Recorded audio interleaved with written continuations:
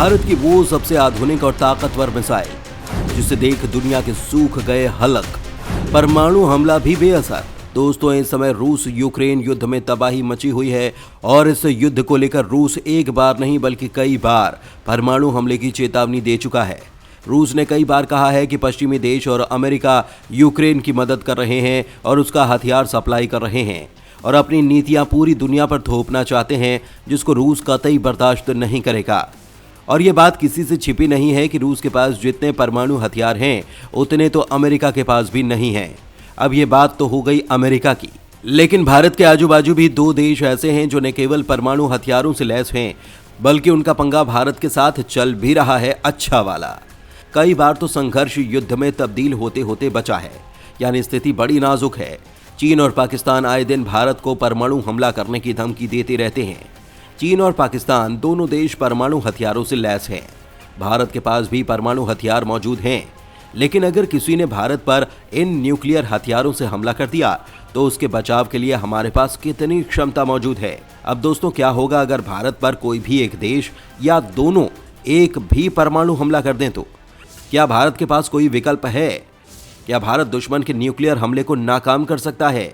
आज के इस वीडियो में हम यही जानने का प्रयास करेंगे कि अगर भारत पर परमाणु हमला हो जाता है तो भारत इस हमले को किस तरीके से नाकाम करेगा।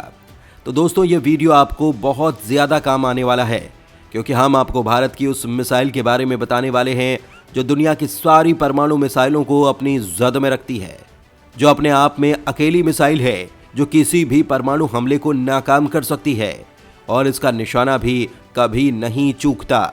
तो वीडियो को लास्ट तक देखते रहिएगा। भारत की यह मिसाइल आखिर क्यों है इतनी खास? कैसे यह मिसाइल किसी भी हमले को कर देगी नाकाम?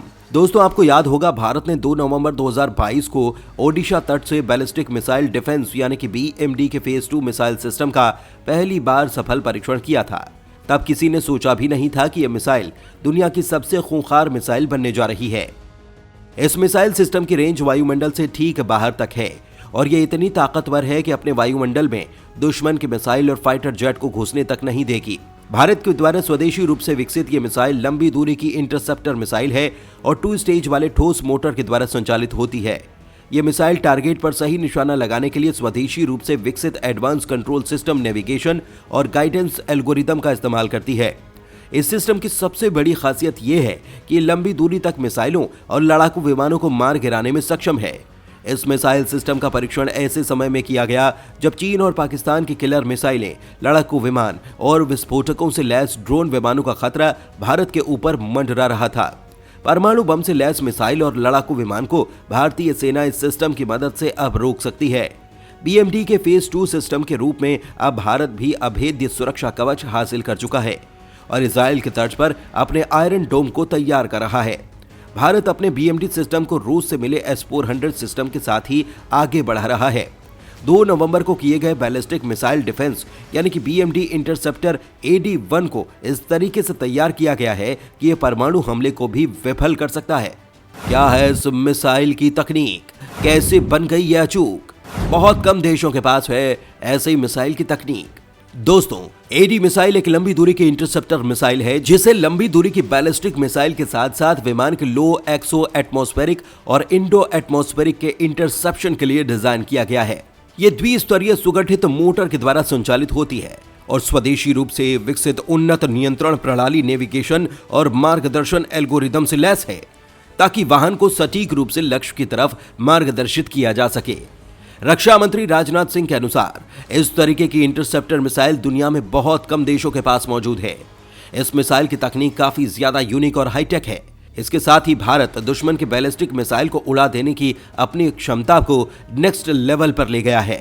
आपकी जानकारी के लिए बता दें कि भारत ने साल 2000 में एंटी बैलिस्टिक मिसाइल को DRDO के जरिए विकसित करना शुरू किया था। ये वो समय था जब चीन और पाकिस्तान बैलिस्टिक साजो सामान तैयार कर रहे थे। माना जाता है कि साल 2010 तक भारत ने इस फेज को हासिल कर लिया। इसी का नतीजा रहा कि भारत ने पृथ्वी मिसाइलों पर आधारित रक्षा कवच तैयार किया। पहले फेज के बाद भारत ने दूसरे फेज के एंटी बैलिस्टिक मिसाइलों को विकसित करना शुरू किया। ये ऐसे मिसाइल थे जो इंटरमीडिएट रेंज की बैलिस्टिक मिसाइलों को ध्वस्त कर सकते हैं। दोस्तों, भारत की ये मिसाइल बहुत ही ज्यादा ऊंचाई पर जाकर दुश्मन की मिसाइल या एयरक्राफ्ट को मार गिराने में सक्षम है। इससे पहले सिर्फ चुनिंदा देशों के पास ही इस तरीके की टेक्नोलॉजी मौजूद हुआ करती थी, लेकिन अब इस क्लब में भारत का नाम शामिल हो चुका है। हालांकि आप लोगों में से कई लोगों का सवाल होगा कि अब जब AAD-1 मिसाइल का सफलतापूर्वक परीक्षण हो चुका है तो क्या इसको BMD में शामिल कर इसे तैनात कर दिया जाएगा। तो दोस्तों, आपको बता दें कि जब DRDO अटैक वाली मिसाइल तैयार करता है तब भी DRDO काफी एहतियात बरतता है। पहले उस मिसाइल का टेस्ट किया जाता है, उसके बाद कई तरह के ट्रायल चलते हैं, फिर पूरी तरह से संतुष्ट हो जाने के बाद इसे सेना में शामिल किया जाता है। लेकिन यहाँ तो बात देश की रक्षा करने वाली मिसाइल की है। ऐसे में आप अंदाजा लगाइए कि इसको लेकर DRDO के वैज्ञानिक कितने ज्यादा चिंतित होंगे। हालांकि बताया जा रहा है कि AD-2 मिसाइल 5000 किलोमीटर रेंज वाली मिसाइल का परीक्षण भी जल्द ही होने वाला है। उसके बाद AAD-1 और AAD-2 दोनों मिसाइलों को ही BMD सिस्टम में शामिल कर लिया जाएगा और उसके बाद भारत एक ऐसे अभेद्य किले में तब्दील हो जाएगा जिसको भेद पाना देश के किसी भी हथियार के बस की बात नहीं होगी। तो दोस्तों, इस वीडियो में फिलहाल के लिए बस इतना ही। DRDO के द्वारा तैयार की गई AAD-1 मिसाइल को लेकर आपकी क्या राय है? क्या भारत को जल्द से जल्द मिसाइल का परीक्षण भी कर लेना चाहिए? आप अपनी राय हमें कमेंट में जरूर बताएं।